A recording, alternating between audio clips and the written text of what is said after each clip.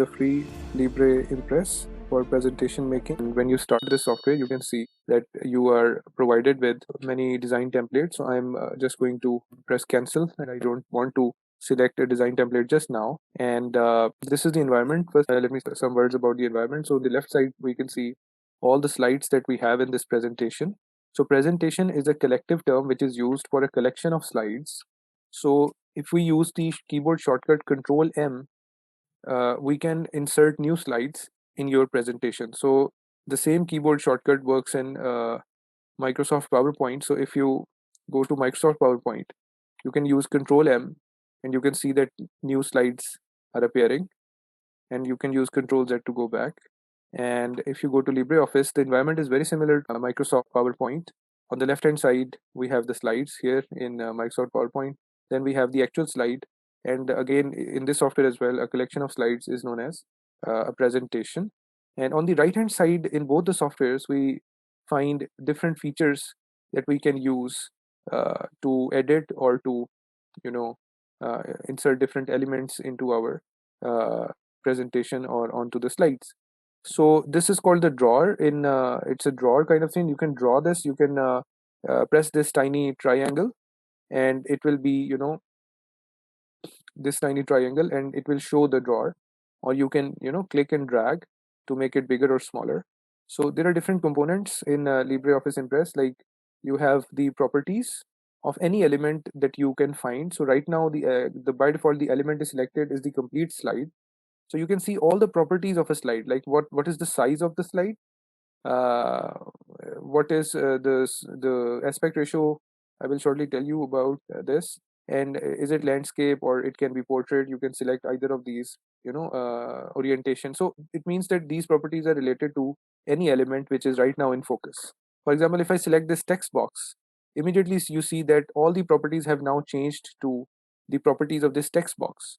What is the text size, what is the text type, what font type, what is the different text properties, paragraph properties, etc. Similarly, the second button on the right side is called slide transition. This is a feature which allows you to create during slideshow, during the final product of the presentation. If you want different slides to appear using an animation, you can select these animations. Then you have the actual text animations or content animations, where you can animate your text to appear on the slide while flying from one side to the other, or etc. We'll look at that in the future. And this one is called the master slides. This is the fourth option. So I'm going to start with this. And first of all, I'm going to add 4 slides to my presentation. So the presentation we're going to make today is going to be a very small presentation, only 4 slides. And the first slide, I want to have a title slide. The good thing about OpenOffice is that it allows you to apply different design templates on different slides. And by default, if you have selected one slide from this area, and you go to, for example, this area, and you find a presentation design template. For example, I select this vivid theme, so it is going to apply that theme or this design template to only the slide which is selected. For this example, I'm going to choose this design template for the first title slide. And for the remaining 3 slides, I'm going to select all these slides using mouse left click, and without releasing the left click, I can drag and I can select multiple slides like this. So I'm holding the mouse left key while I'm dragging the mouse pointer, and you can see that all of these slides can be selected. So I want you to try this out. For example, if you're unable to see this slides pane, that's what they call it. So you can go to the view menu, and you can select the this slide pane option. In the view menu, there's a slide pane option. So if you're unable to see, for example, it was like this, or probably I used the cross button to, make it disappear. So I can go to the view menu, and I can select this slide pane option, and this thing will show again, right? So the right area is known as the sidebars. So if for some reason you somehow mistakenly you press this cross button and you cannot see this thing, so you can go to view menu, and you can select the sidebar option, and it will appear. And of course, you will have to, it's retracted, so you will have to pull it out to make it bigger. So once you have this thing, all of these things in this particular view, you need to select a particular slide to apply a particular design template. And Right now I'm interested in applying design template to the rest of these three slides. So I was telling you that you can either use the mouse and left click key, and without releasing the left click, dragging the mouse towards all these three slides, and all of them will be selected, or you can select only the first one, and you can use the shift plus arrow key. So I'm going to press and hold the shift key on the keyboard, and I'm going to use the up arrow key to select all of these slides. So once I select all of these three slides, I'm going to go, and for this particular example, I'm going to select this Metropolis theme for the content slides. So we call them content slides. So there are two terms that I want you to be familiar with. The first one is called title slide, and the other one is called the content slide. And in between, you can also have what we can call a section slide. So if you have like chapters or sections inside your presentation, you can also have this thing. But the first and the last, these two things are that every presentation always has these, at least these two slides. Okay, so I'm going to. So I think the last time I was telling you guys that there are some good practices and some bad practices for making presentations. I was just looking for ideas what to make in the presentation. So I came across this presentation. This is about growing inequality, economic inequality in the US, and causes and remedies. And it's a good presentation, but when I went through it, I saw that they have written really long sentences. Like there has been an enormous increase in inequality over past third of a century. So speaking this out loud, it sounds really good, right? So if this was my speaker notes, I would be satisfied. But if this is a bullet point on a slide, I really don't like it, because I think it should be brief. And as I was telling you earlier, that you need to keep the points brief, and you need to say more stuff yourself, because you want the audience to listen to you, and not just they're not there in the presentation just to read the slides. So if they're educated people, they will read the slides on their own if they wanted to. But if they are there to listen to you, they should be hearing stuff from you, which is more than the bullet points written on the slide. So this is a rule of thumb. It's a lesson for you for the life to come. I would say that whenever you make presentations, please keep this in mind. So before we go further, I'm going to give this presentation a title name. I'm going to call it Economic Polarization in USA, right? So I could leave it there, or I could bring this title vertically a bit towards the top side. How can I do that? There are different options over here. You can see this button. It says center vertically. This one says align bottom. So this one is right now selected. If I click this one, you can see that this title text comes in the center of the page. I could bring it to the top like this. So however you like it, you can choose to leave it like that. Yes. So the thing is that if you look at this right now, you don't see the formatting toolbar. So if you want to, you can go to the view menu and you can turn on the toolbars, which is the text formatting toolbar. But the thing that I've noticed with this software is that if I use the mouse to go to these words like this, if now the cursor is blinking inside the word, this text formatting bar, it magically appears. I don't need to go to the view menu and to the toolbars to enable this one. It automatically appears. So to save screen space, what they've done is they have automatically hidden it. If I change the focus from this text to, for example, this gray area, it disappears. But if I click this text again, this thing reappears automatically. So I think it's a pretty cool thing, and it can really save the working space for you if you're trying to work for more content on the same slide, right? So in the bottom, I would like to type presented by, and I'm just going to type some random name, like, right? So this is what I've done with the title slide. So I think it looks okay. So I haven't changed, by the way, any text properties. I could select all this line by double clicking this line, and I could change the font size or font styles, or so many things. But these things are already set in this particular design template called vivid design template, and I'm happy with this, so I don't really need to do anything further to this. Now we go to the second slide, and here you immediately see that you see, just like in the first slide, you could see two text boxes. The first text box was this one, and the second text box was this one. So we used both of these according to our requirements. And similarly here, this is the first content slide, and in the content slides you can immediately notice that there's a title bar where you can type in the title, and then there's a content box which you can use to simply type some text. But what if you didn't want to type any text? Then you can see that quite conveniently you are given with a set of buttons. The first button allows you to insert a table. The second button allows you to insert a chart or a graph. The third button allows you to insert an image. And the fourth one allows you to insert an audio or a video file. So that is pretty convenient. Right there inside the slide, you can click any of these things and you can immediately go to that particular element that you want to insert in the slide. But before we do that, I want you to pay attention to the number of text boxes or elements or element boxes, you can say, on this slide. And I want you to click this gray area and then go to the properties window and see what is the relationship of this view that we have over here with this layouts box. So this is right now the layout which is selected. It is called title, comma, contents. So here we can see there's a title box and then there's a content box.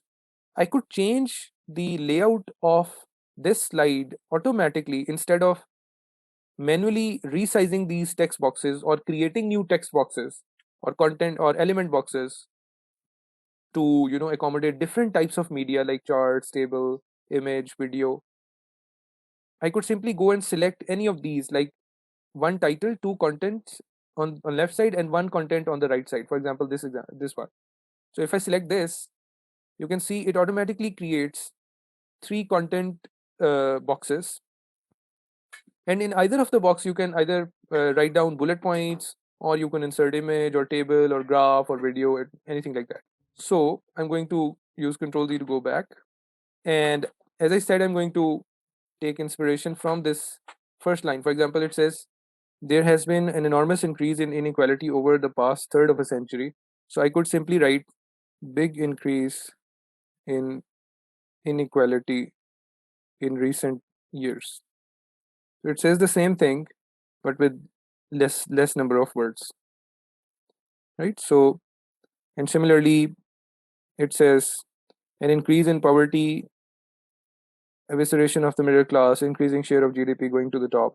So I could write increase in poverty, and then I could write disappearing middle class. Then it says an increase in inequalities in income, wealth, access to justice, opportunity.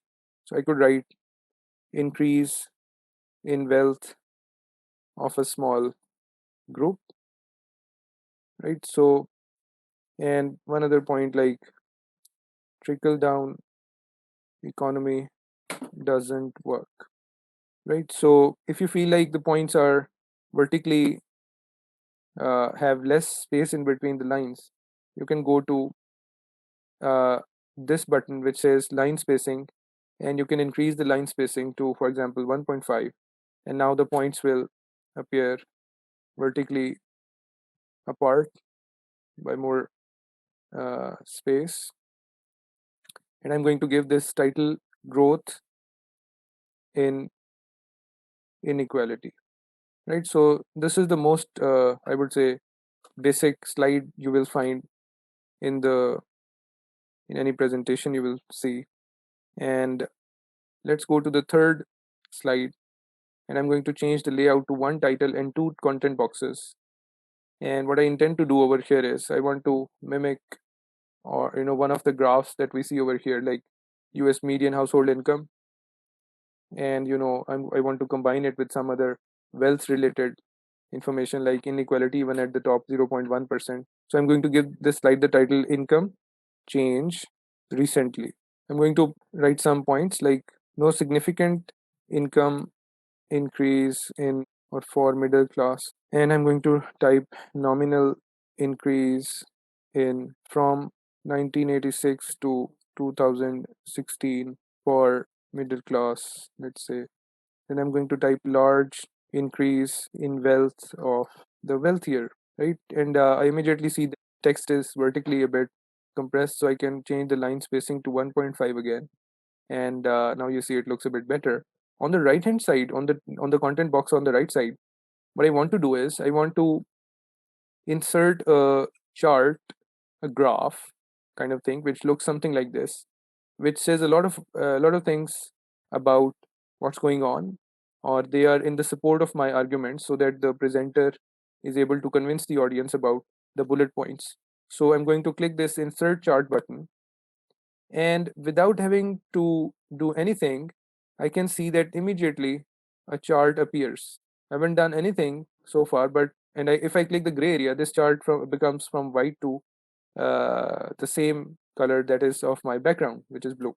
So right now this chart is not editable. If I click it, if I drag it anywhere, I can change its placement on the slide, which I don't recommend. But what if I wanted to edit the contents? So I want to bring it to edit mode. What would I do? I will double click this chart and it will go into edit mode. You simply Yes. you have to select, or you have to click this button called insert chart. If you cannot see for it for some reason, you can go to insert and then chart into the insert menu, and the chart option that would appear. But that chart will be placed in the center of the slide without any orientation having to do anything with the layout. It won't have anything to do with the layout. But if you use this button, the chart is going to be placed in the exact same size which this box is. So you do this, and this thing appears, and by default it is already in edit mode. If I click anywhere outside this graph or this chart, it is going to become uneditable, and it will have the same background as the slide background. So let's proceed with the editing. And I'm going to first of all show you what I want to do with this graph. I want to show one data, for example, this blue bar, this blue bar, this blue bar, this blue bar. All of these blue bars belong to, one only one, data set. For example, middle class income. If we're talking about the income of middle class, we could represent the income of middle class using these blue lights. And for example, if we were talking about the income of the upper class, we could use for example, the red lines. But because we're talking about only the upper class and the wealthier class or the middle class, only these two classes, we don't really need the third, series. Okay, so this piece is called the legend. Legend is something which shows what the meaning of every color is. So right now the meanings are really arbitrary: column 1, column 2, column 3. So in order to, and this one is the actual chart and this one is the chart area. If you click anywhere inside the chart, inside the white area, you will see these options, and I want you to go and select this option called data table. So I'm going to select data table, and I will see this view. First of all, I want to get rid of the third column because I don't really need it. I only need two columns. So I'm going to go to this column inside this text box, column 3, which says column 3, and I'm going to use this button which is called delete series to delete this column. So I went to this thing, I selected this text, I went to this red button, I selected delete series, and now you see the third column is gone, and you can immediately see the updated version on the graph over here. Then I want you to type, instead of column 1, I want you to type, change it to middle class, and instead of column 2, I want you to type upper class. So now you see we only have two series, and all of these rows, they are going to represent a particular year for average income of for that particular class of people.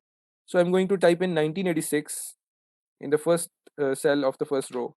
Then I'm going to type 1991. Then I'm going to type 1996. Then these are just random sort of numbers.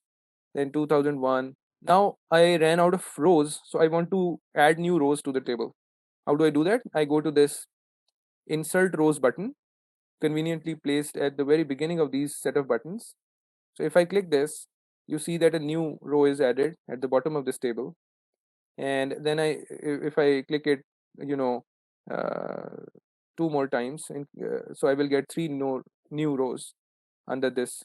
And I'm going to type new year names like 2006 and 2011, and then 2016, And so this graph, by the way, let me tell you, the horizontal axis, which is also called the domain of a graph, or the horizontal axis or the x-axis, there are different names for this axis, and this vertical axis is called the range, or the y-axis, or the vertical axis, you can call it with any name. These are related to each other using these bars you can see. And this red bar shows that in 1991 the red value was somewhere around 8.8, right? So that 8.8 you can see over here inside the table. The horizontal axis you saw previously only had 4 spaces. As we added the number of rows, now the number of horizontal axis divisions have increased. From previously they were 5, no 4, and now they are how much? 7. How many? 7. 1 2 3 4 5 6 7. So as you add rows, the horizontal axis will increase, or it will become bigger, whereas the data, bars, they will get compressed horizontally like this, because more we are accommodating more and more horizontal divisions inside the same space. But for the vertical axis is dynamically changed, the size of the vertical axis. So for example, if I change this, what is the biggest value in this graph right now? 9.1. Okay, so if I change this 9.1 to, let's suppose, for example, 100. So please keep your eye on this graph and see what happens, because this is the first bar.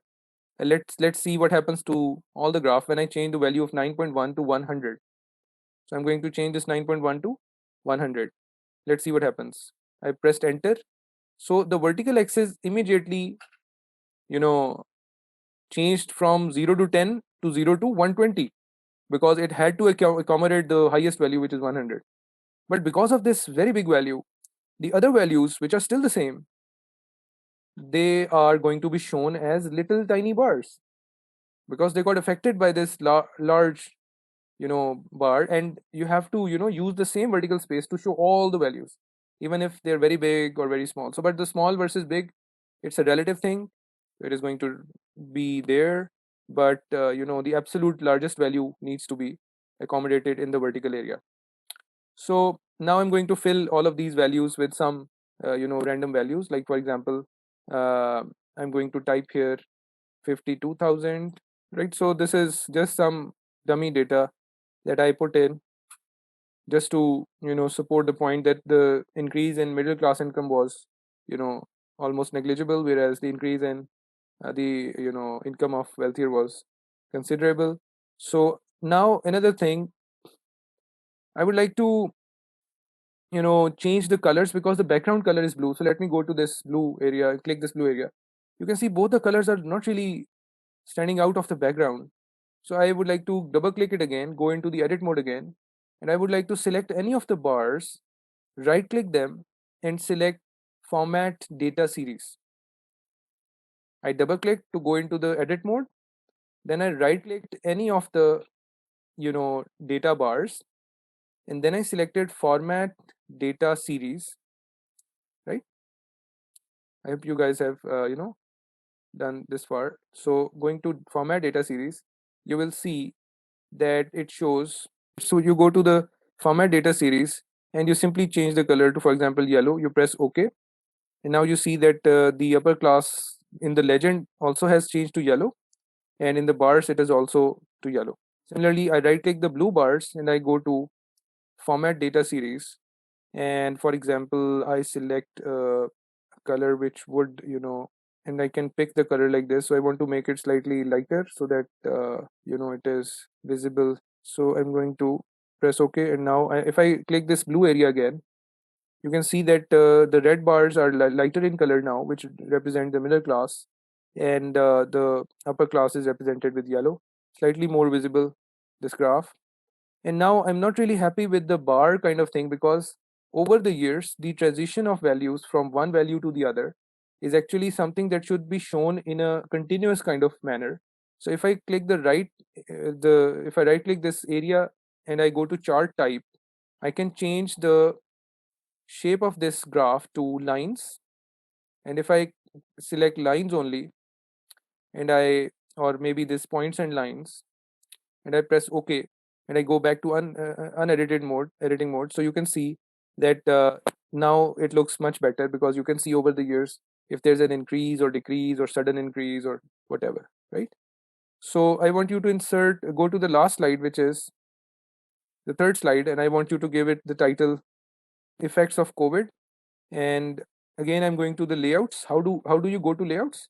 You go into the gray area, and by the way, let me show you the layouts in PowerPoint. So this is PowerPoint.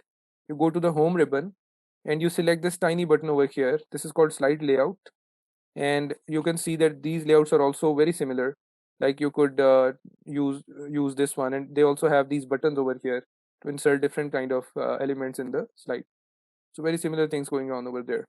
So now I am going to change the layout to this one title and two contents, and I'm going to add some text, like for example, unemployment increased during COVID. And then I'm going to type in many businesses shutting down. Then I'm going to type less. Then I'm going to select the text, and I'm going to, as I've done earlier, I'm going to change the line spacing to 1.5. And then I'm going to show you how to insert an image. You can go to the second content box, and you can select this button which says insert image. This is the third button if you count horizontally. So insert image, it will show you a dialog box, and I've already downloaded an image from the internet which shows the effect of the stocks, world stocks during COVID-19. So I'm going to insert this image, and it looks something like this. Then there's something called a slideshow. So this is the last thing I'm going to tell you about today. So slideshow is when you want to see all these slides or the presentation in action in full screen mode. You can use this button over here, this one, start from first slide. In PowerPoint, there's this button. I know almost everyone would be familiar with where this button is in PowerPoint. This is this tiny button at the bottom. This is called the slideshow.